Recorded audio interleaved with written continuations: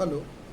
11वीं अर्थशास्त्र के अंतर्गत हम लोग पाठ क्रमांक 4 का अध्ययन कर रहे हैं, जिसका शीर्षक है द्वितीयक आंकड़ों के कुछ महत्वपूर्ण स्रोत। और पिछले वीडियो में हम लोगों ने निदर्शन अनुसंधान के बारे में देखा था, उसके गुण दोषों का भी अध्ययन किया था।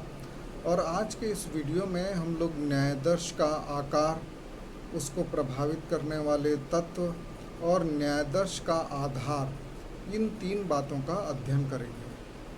तो निदर्शन अनुसंधान में हम लोगों ने देखा था कि समग्र की सभी इकाइयों में से कुछ को प्रतिनिधि के रूप में चुन लेना और उनका अनुसंधान करना और उनके निष्कर्ष के आधार पर समग्र का निष्कर्ष निकालना, ये निदर्शन अनुसंधान है।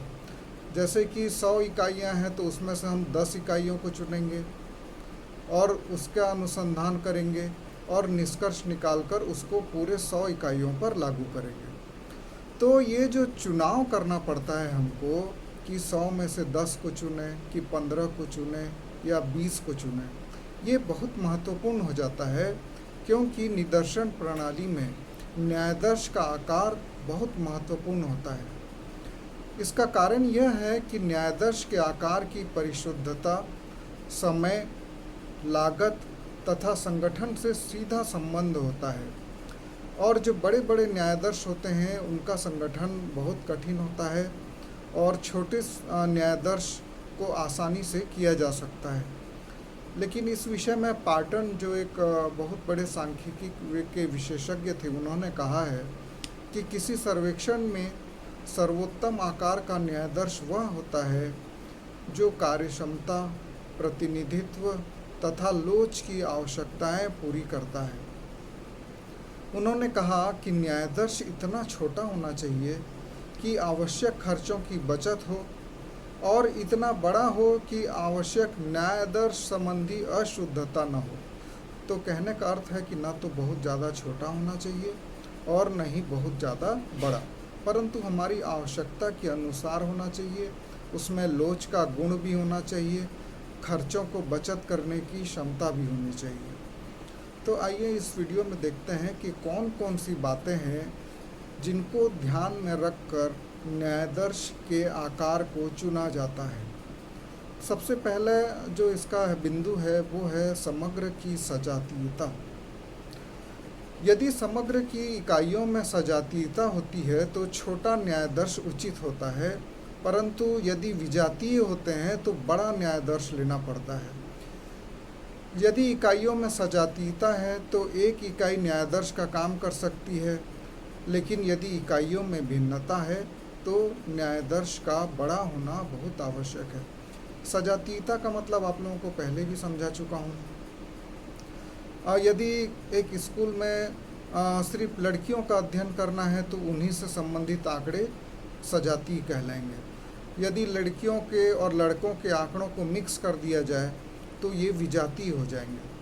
तो एक ही प्रकार के जो हमारा न्यायादर्श अनुसंधान का उद्देश्य है, फिर से और एक बार समझाता हूँ कि जैसे कि एक कक्षा में उपस्थित छात्रों की उम्र को हम लोग को अनुसंधान करना है, तो केवल उम्र सभी का लेंगे तो ये सजातीय आंकड़े कहलाएंगे। लेकिन यदि कुछ का हम लोग उम्र लें, कुछ का हम लोग वजन लें, कुछ की ऊंचाई लें, तो ये विजातीय आंकड़े हो जाएंगे। तो यदि सजातीय आंकड़े हैं तो छोटा न्यायादर्श होना चाहिए, और यदि आंकड़े विजातीय हैं तो बड़ा न्यायादर्श होना चाहिए। दूसरा, वर्गों की संख्या, ये भी न्यायादर्श के आकार को प्रभावित करती है। प्राप्त सूचना के विवेचन के लिए उसका वर्गीकरण करना पड़ता है, और यदि वर्गों की संख्या अधिक है तो न्यायादर्श का आकार भी बड़ा होना चाहिए, और यदि वर्गों की संख्या कम है तो छोटे न्यायादर्श ज़्यादा उपयुक्त होंगे। अनुसंधान की प्रकृति भी न्यायादर्श के आकार को प्रभावित करती है। यदि गहन अध्ययन करना है और लंबे समय तक अध्ययन की आवश्यकता है तो बड़ा न्यायादर्श अनुपयुक्त होगा, अर्थात छोटा न्यायादर्श अपनाना चाहिए। लेकिन अनुसंधान का उद्देश्य यदि केवल राय जानना हो तो बड़ा न्यायादर्श उचित होगा। चौथा है व्यावहारिक कारण। अनेक व्यावहारिक कारण जैसे कि वित्तीय साधन, समय, कार्यकर्ताओं की संख्या, ये भी न्यायाधीश के आकार को प्रभावित करती हैं। यदि हमारे पास वित्तीय साधन कम है, कम पैसा है, समय कम है, कार्यकर्ताओं की संख्या कम है, तो हमको छोटा न्यायाधीश लेना चाहिए। लेकिन ये सभी बातें यदि ज़्यादा मात्रा में हमारे पास उपलब्ध है, पर्याप्त मात्रा में है, तो हम बड़ा न्यायाधीश भी ले सकते हैं। पांचवा जो बिंदु है वो है परिशुद्धता का स्वरूप। प्रायः यह कहा जाता है कि न्यायाधीश का आकार जितना बड़ा होगा, प्रतिनिधित्व का अंश भी उतना अधिक होगा। लेकिन केवल आकार बड़ा होने से न्यायाधीश की शुद्धता होगी ये नहीं कहा जा सकता।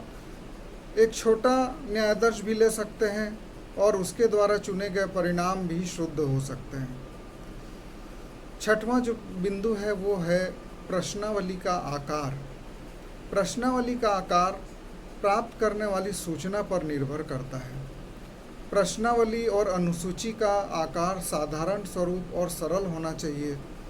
तो इस प्रकार से हम देखते हैं कि न्यायाधीश के आकार को प्रभावित करने वाले बहुत से तत्व हैं जिनको ध्यान में रखकर हमको न्यायाधीश निर्धारित करना चाहिए। इसके बाद 3 निदर्शन की रीतियाँ और इसमें जुड़ी हुई हैं, 4 हैं जिसको हम लोग थोड़ा थोड़ा देख लेंगे। जैसे कि चौथा जो है हम लोगों ने देखा था सविचार निदर्शन, दैव निदर्शन। दैव निदर्शन की बहुत सारी विधियों को देखा था। उसके बाद स्तरित या मिश्रित निदर्शन को भी देखा था। उसी कड़ी में आगे है एक बहुस्तरीय निदर्शन। इस रीति के अंतर्गत निदर्शन का चुनाव कई स्तर पर होता है तथा इकाइयों का चुनाव भी क्षेत्रीय स्तर पर होता है। जैसे कि यदि किसी शहर की जनसंख्या ज्ञात करनी हो तो पहले उस शहर को कई क्षेत्रों में विभाजित कर दिया जाता है और फिर उसके बाद उस क्षेत्रों को विभाजित क्षेत्रों में से कुछ घरों को चुनकर उनका जांच किया जाता है। तो इस प्रकार से इसको बहुस्तरीय निदर्शन कहते हैं। उसके बाद सविचार निदर्शन को हम लोग डिटेल में देख चुके हैं। हमारा पहला ही बिंदु था तो इसको हम लोग नहीं देखेंगे यहाँ। उसके बाद है कोटा या अभ्यंश निदर्शन। कोटा इस रीति के अनुसार अनुसंधान कार्य संबंधित सूचना प्राप्त करने के लिए प्रगणकों के कार्य का कोटा निश्चित कर दिया जाता है। अर्थात जब हम लोग सूचना एकत्रित करने के लिए प्रगणकों को नियुक्त करते हैं तो उनका कोटा निर्धारित कर दिया जाता है कि किस क्षेत्र में किस प्रगणक को जाना है और वहाँ से सूचना एकत्रित करना है। और वो अपने एरिया में जाएंगे, सूचना एकत्रित करेंगे और जो मुख्य अनुसंधान करता है उस तक सारी सूचनाओं को भेज देंगे। उसके बाद 7वां जो है वो है सुविधाजनक निदर्शन। इस रीति के अनुसार जो अनुसंधान करता होता है वो अपनी सुविधा के आधार पर समग्र में से इकाइयों का चयन करता है। तो जैसे कि छात्र छात्राओं के स्कूल से भागने की प्रवृत्ति का अध्ययन करना है तो जो अनुसंधान करता है वो उन स्कूलों का चयन कर सकता है जो उसके घर के आसपास हों और वहाँ पर रहकर वो उनको जो भागने वाले छात्र हैं उनसे वो प्रश्न पूछ सकता है और जानकारी एकत्र कर सकता है। अब थोड़ा संक्षिप्त में हम लोग जानेंगे कि निदर्शन का आधार क्या है। जो निदर्शन रीति है वो मुख्य रूप से 2 विधियों पर, 2 सिद्धांतों पर आधारित है। एक तो है सांख्यिकीय नियमितता नियम और दूसरा है महंक जड़ता नियम। सांख्यिकीय नियमितता नियम ये कहता है कि ये जो नियम है ये law of theory of probability पर निर्भर करता है, उसी के अनुसार है। इस नियम के अनुसार इसको प्रायिकता का सिद्धांत भी बोलते हैं। गणित में पढ़े होंगे आप लोग कक्षा 10वीं में। इस नियम के अनुसार यदि किसी अनुसंधान कार्य के लिए समग्र में से दैव निदर्शन के आधार पर कुछ इकाइयों का चुनाव किया जाए तो इस तरह से चुनी हुई इकाइयाँ समग्र का लगभग सही प्रतिनिधित्व कर सकेंगी।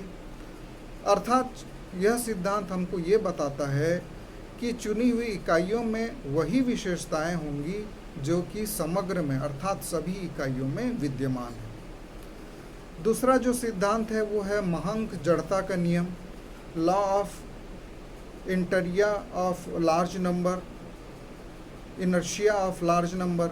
महंक जड़ता नियम का प्रतिपादन सांख्यिकी नियमितता नियम के आधार पर ही किया गया है।